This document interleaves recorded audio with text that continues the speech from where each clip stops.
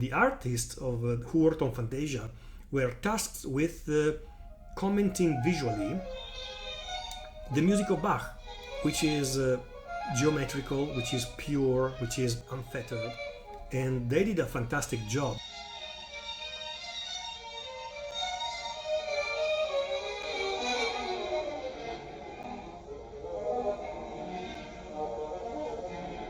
Within the heaven of the godly peace revolves a body in whose power lies the being of all things that it enfolds. This is a description of the primum mobile that Dante gave us already in Canto 2 of Paradiso, where he was giving us his discourse on the heavens. And this is crucial for unlocking the meaning of this very mysterious, very complicated and difficult Canto 28 of Paradiso that we're going to read together today. Let's try to better understand. What is the primum mobile? First of all, I went to the Oxford English Dictionary, and the dictionary says primum mobile has two main meanings. The first one is it's the central or most important source of motion or action, this in general. The second meaning says the primum mobile is in the medieval version of the Ptolemaic system. It's an outer sphere supposed to move around the Earth in 24 hours, carrying the inner spheres with it. So like we said in Canto 2, this Canto 28 deepens the understanding of the structure of Dante's heavens, of the medieval heavens really, that are made like an onion of different layers, spherical layers, and the outermost layer is this primum mobile, which should be thought of as almost like a immense transparent cloak that covers the entire creation. And so all the other heavens are covered by this in Italian cielo cristallino, or crystal sky or crystal heaven, or the primum mobile. The primum mobile is also the celum angelorum, or the heaven of the angels, and that's also very important because this is really where the angels live in the Ptolemaic astronomy, in angels' heavens.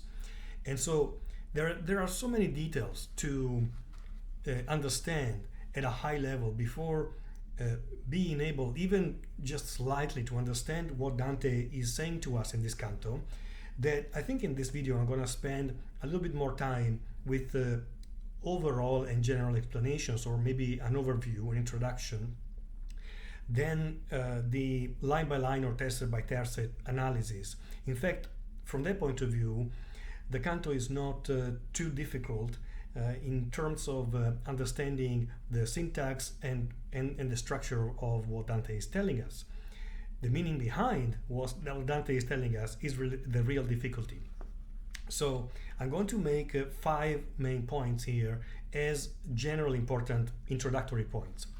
The first one has to do with the fact that Dante has decided to dedicate to the primum mobile, or this heaven where we are, 2 cantos, which is a substantial amount of his Paradiso.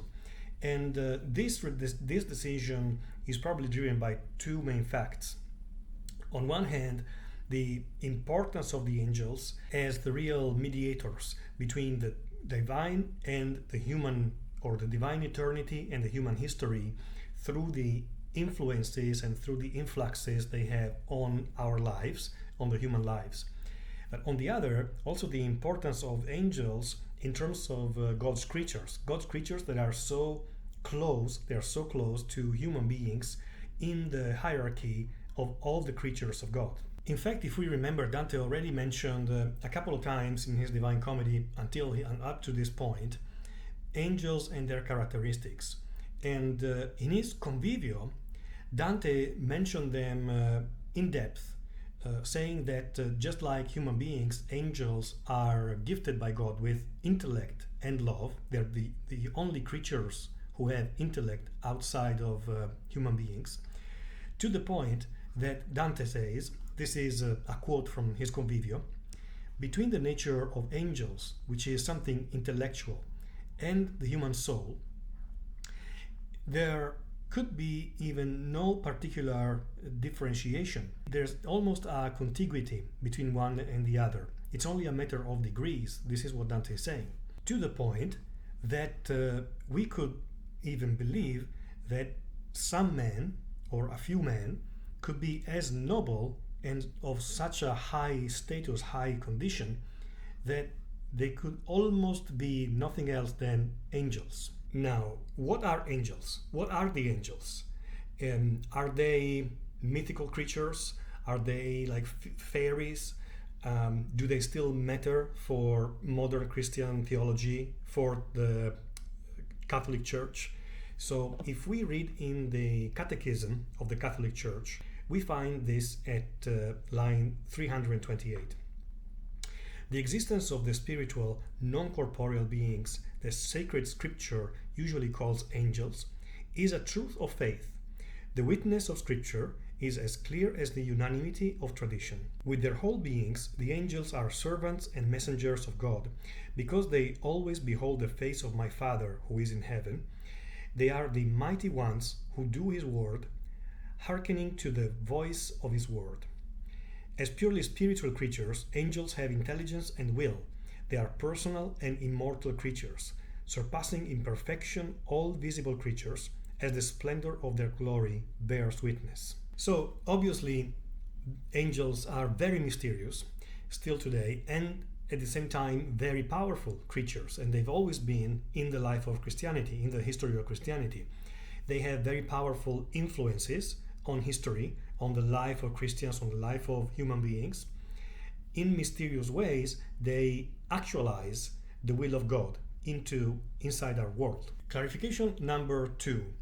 In Canto 28, we have left forever, in terms of the Divine Comedy, the world of mortals and the world of creatures that are seemingly mortal. As we enter the world of angels, or the place where angels live, we have completely left behind anything that resembles, even from the distance, a human figure. Here we only have basic rays of light and objects, and the vision of these angels is going to be much different, even in terms of the poetic description by Dante. Dante cannot really speak to them. There is no there's no possibility of a direct confrontation or direct dialogue with them, like he has been able to do with all the souls until now. And this characteristic of complete inaccessibility of the angels for human beings is depicted by Dante using the most abstract language possible that he could use. Clarification number 3. Out of these 2 cantos dedicated to angels, Dante has dedicated Canto 28 to the symbolic vision of the angels. So he's going to present to us the overall vision of the heavens where they live, and he will give us a sense of what they are and what they look like, at least from a human's point of view. And then in the next canto, in Canto 29, Dante will then dive into the theology, and so he will give us some reflections about not only the meaning of the angels and their goal, their purpose in God's hierarchy, but also how they relate to human beings in terms of their nature and how they differ among themselves and between themselves, because there are different kinds and different layers of angels. Point number 4. This theological reflection that we're going to find in Canto 29 of Paradiso will be the final theological reflection for every one of you who doesn't particularly like theology. Good news, it's going to be the last theological reflection of Paradiso. Beyond Canto 29, we're going to get to the next 3 cantos and 4 cantos, where Dante only gives us pure contemplation. No more reflection, no more rationality, and in a certain sense, no more theology at all. All that exists in front of his eyes as soon as he leaves the primum mobile is ineffable, and yet he will still try to describe it. But at the same time, it doesn't prompt him to share with us any type of theological reflection. Point number 5 is probably it's probably the point that I find most exciting about Canto 28, is the reason why I like it so much, and I really find it exciting. Try to think about the type of forms of the blessed souls that Dante has shown us so far in Paradiso. They've always kind of gradually, they've lost the definition. They've kept losing, let's say, a particular determinate visual description. Picarda at the very beginning, her face was still vaguely recognizable, but then most of the other souls are visible to us only as kind of spheres of light. Here in Canto 28, the angels have lost even that remnant of form. And so everything is stripped bare to its constituent, pure and basic elements, pure geometry in a sense.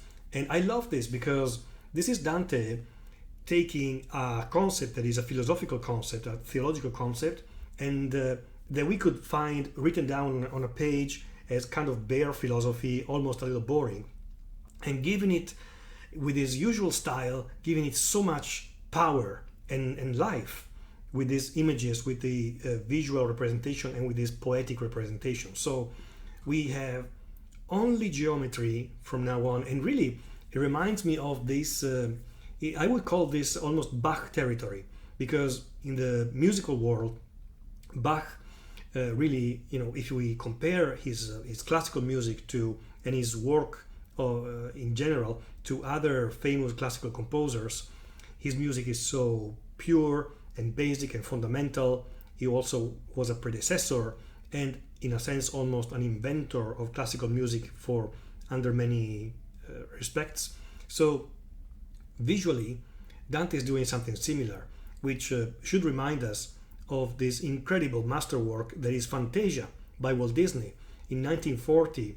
It's my favorite animated movie, and the artists who worked on Fantasia were tasked with commenting visually the music of Bach, which is geometrical, which is pure, which is unfettered, and they did a fantastic job because they decided to use only geometrical shapes and very fundamental lines and light.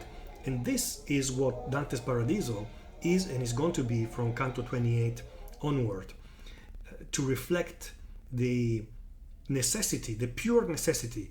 After you take an onion, like all the heavens and all creations, and you patiently strip a layer, and then strip the other layer, and then strip the other layer, at the very end, almost at the very end, because we're not yet at Canto 33, but what you're left with conceptually is something that you cannot strip anymore. Is just the necessary, needful little nugget. This is why in this canto Dante is talking about a point of light, because there's nothing else. As deeply as you dig, you cannot find anything else. But let's be very careful, because when we talk about abstractions, especially in the religious field or the philosophical field, we should be very careful to distinguish that from something that is irrationality or escapism, because irrationality and escapism have nothing to do with what Dante is telling us through his Divine Comedy. The Divine Comedy is real reality, is very, very real reality, even if it's, we could say, almost all a big abstraction. And yet it's very real, more real than some measurable facts, in fact. So we have to remember this, because otherwise we risk missing the point. We risk missing Dante, who is going with his piccioletta barca in front of us. Will science in the future be able to articulate and maybe even explain to a certain extent many of these abstractions that come to us through religion, through myth, through spirituality? The answer is probably yes. Probably in the future science will be able. Why? Because we don't know anything, almost anything at all, about what is locked in our skull. Our brains and the functioning of our brains is still a big mystery to us. I'm not saying that in the future science will be able to explain religion away. I'm not saying that in the future, as long as science gets to a certain point, religion will be absorbed by science, because that would not make sense. They have each their own place in our world, in our lives. But will there be a much better integration between science and faith? It could be any faith, really, religion and science. Does the future have the potential or the potentiality to integrate and interconnect science and religion much better than today? I really, really believe so. So as I said, I really wanted to spend a little bit more time on the introduction of this Canto 28, and I hope it was helpful. Now we can look at the text from the very beginning, this really mysterious and really odd first four tercets, where Dante is talking about an object reflected in a mirror, and every time that Dante mentions something that is being reflected into a mirror or something, I tend to lose him, because it gets really complex. So I'm going to ask my friend Father Paul Pearson to help us here in the exegesis of these four first tercets. And this is what Father Pearson says. Here the reflection is enough to make us turn around. Something is here, and something very important. The reason for this 12-line image is twofold. First, in a literal way, Dante is looking into Beatrice's eyes, and they have been his spiritual mirrors all throughout Paradiso and part of Purgatorio. Dante first witnessed the double nature of Christ, human and divine, in her eyes, if we remember, in the earthly paradise. Now, he first sees the plan of the heavens reflected in her eyes. That's the first place where he sees it. He always reminds us readers, and he always reminds himself, what the original place of everything is in his life. And the original place of everything is, in fact, Beatrice's eyes. So Dante, says Father Pearson, is being prepared to move to a more direct way of seeing, but for now he still sees heaven in Beatrice's eyes. The second reason for this imagery will present itself in time. In a way, all of Dante's perceptions of heaven will turn out to have been reversed, a sort of mirror image of reality, or an inside-out image. He has seen everything from the creature's viewpoint so far, but now the imagery is preparing us for what is to come, a God's eye view. So there is I like this because Father Pearson is drawing a line here, or an arrow, between what Dante is preparing us to and what the content, the central content of the canto, in fact is. The tercet that we find at line 13, E com'io mi rivolsi e furon tocchi, li miei da ciò che pare in quel volume, quandunque nel suo giro ben s'adocchi, is one of the most controversial tercets of the entire canto.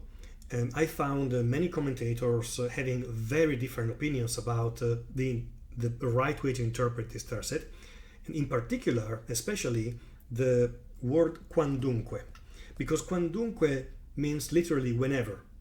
And the translation that Mandelbaum gives to this tercet is, when I turned and my own eyes were met by what appears within that sphere, whenever one looks intently at its revolution.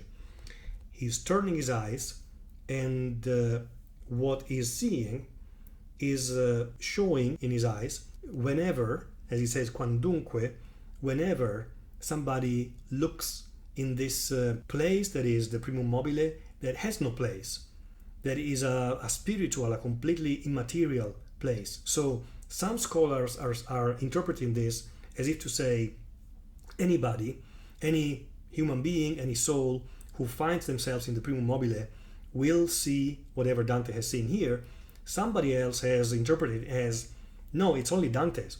All this spectacle of symbols is prepared by the divine powers only and specifically for Dante. So quandunque doesn't mean whenever anybody, but it means that it's wherever Dante's gaze will turn inside this primum mobile, he will see this.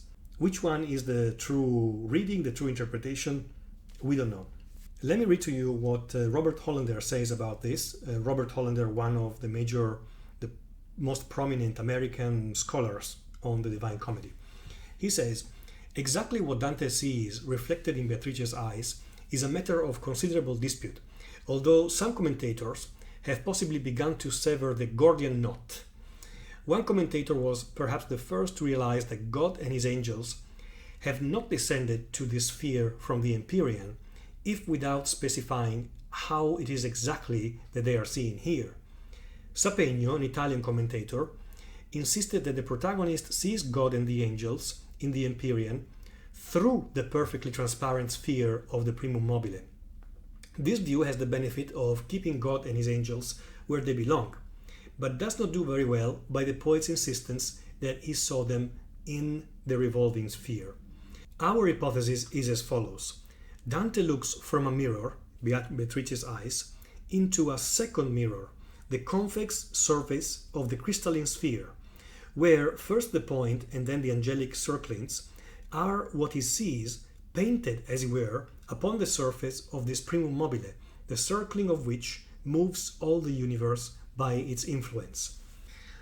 I don't even know if this level of, let's say, physics experiments is really what Dante was after and what we should do in order to understand the canto. Personally, I'm very happy with simply what Dante is giving me, which is a vision of the entire Paradiso upside down. All of a sudden, that's what he's seeing. And as a reader, I don't care too much where in the primum mobile Dante is seeing this, whether it's a reflection or it's there as something of a hologram that is being materialized in front of Dante. We finally get to the most important tercet of the canto, and this is the most important one because it contains Dante's poetic invention, which is this point of light that hasn't really appeared anywhere else. Dante is, as always, summarizing something that he has read somewhere else. He has read Aristotle, he's read Boethius, but this visual of God as the unlimited substance of being, visualized as a point of light. Yes, there were some medieval writings that were talking about God as the circumference and the center of everything and this type of symbolism, but nobody had visualized it and described it in this type of pictorial way as a very tiny point of light that contains eternity. Un punto vidi che raggiava lume acuto sì, che il viso che egli affoca chiuder conviensi per lo forte acume. He repeats this word acume, acuto and acume, because it means intensity. It means very, very intense. Is the light, the brightness of this tiny point is so intense. Here we have to go back for a second to what Christian theology really means by the concept, with the concept of God, because there is a tendency in our modern world to see God as something of an immense being, the greatest of all beings, at least something that is within nature. And this is incorrect. Even St. Thomas and before him St. Augustine had already clarified this point, the fact that God is beyond nature. This is an abstract concept, but very, very fundamental. The fact that existence in itself is something that is always precedent to anything except God, who is the substance of being, who is the substance of existence. Sometimes we hear the question, well, who created God? If God created everything, who created God? And under Christian theology, this is not a question that can be asked, because God creates everything that is in existence, because he is who he is. Just like he said to Moses in the Old Testament, I am who I am. And this has a very deep philosophical meaning. He is the substance of being and is not within nature or within being. So if all of nature is a line of wagons of the train, that one is connected to the other, it would be a mistake to think of God as just the first motor or the first engine that is pushing all the other wagons. God is what allows the entire system of the train in motion to exist in itself. And so this is fundamentally the difference between naturalism and theism. Naturalism says that nature is just there because it's there, full stop. Theism talks about a first creator, which is a concept that goes back to Aristotle and probably even more ancient thinkers. From a poetic point of view, it's remarkable how Dante is giving us almost the visual of the progression of the various angelic circles around this point.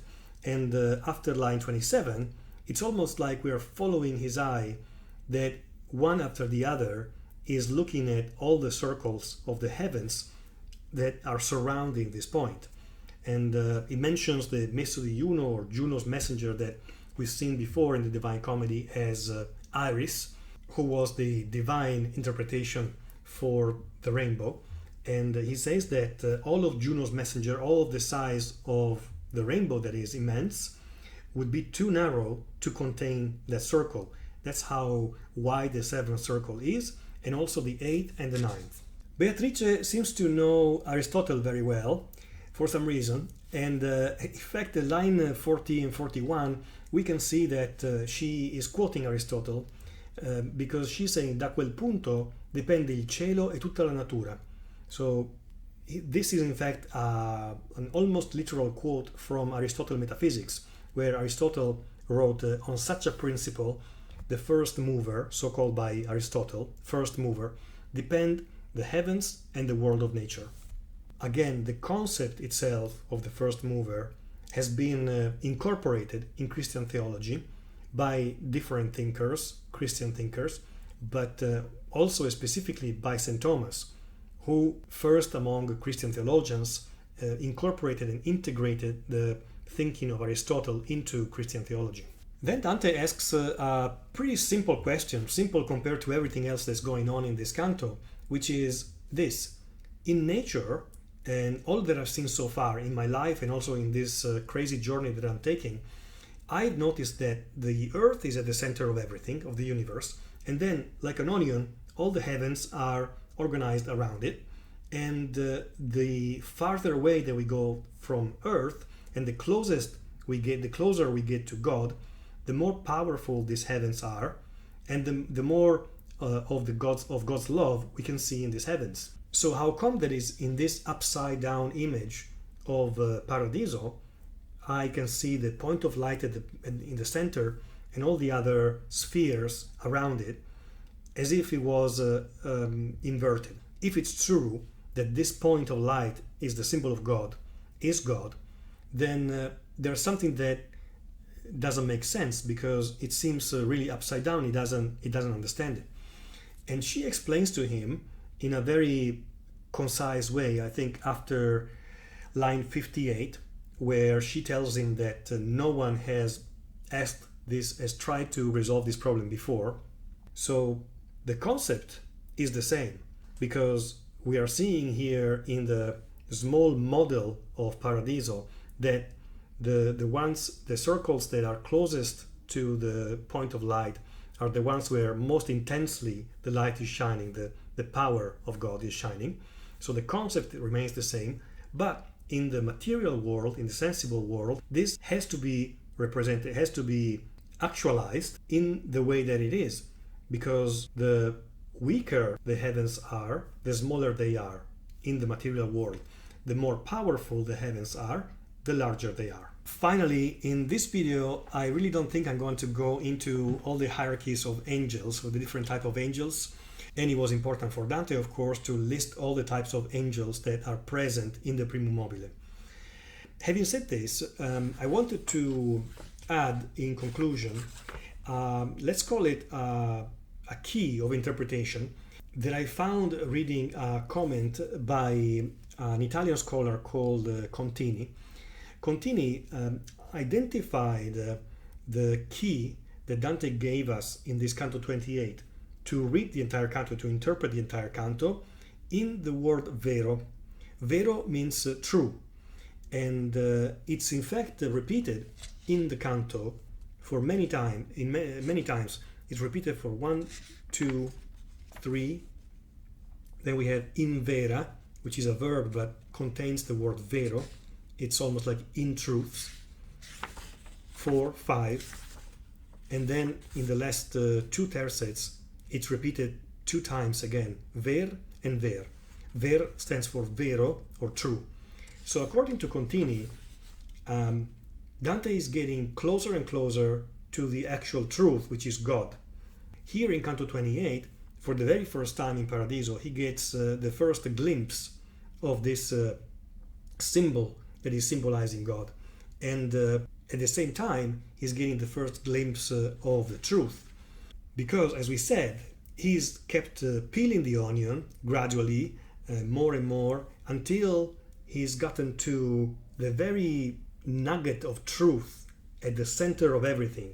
And this is a canto that, more than others, explains to us and shows us Dante's power to put into poetry something that we might read on a book or somewhere else, and that would not have the same power or would not have the same type of impact on our senses, on our emotions, on all of us. This is the greatness of Dante, the fact that he invests all of that we are, and not only our intellectual part, our emotions, and only one part of us. He wants to invest and influence all of us, 100% of us. This feels almost like entering a gigantic cave, dark cave, with beautiful carvings and beautiful art all over, having a little torch and helping you guys look and shed light on wherever I could, very aware of the fact that there is much more to explore in this cave. So have fun exploring the rest of the cave by yourself, or reading other comments, listening to other comments, because this is really the exciting part of the Divine Comedy. And from me, this is all for today. I look forward to speaking with you the next time with Canto 29. Bye.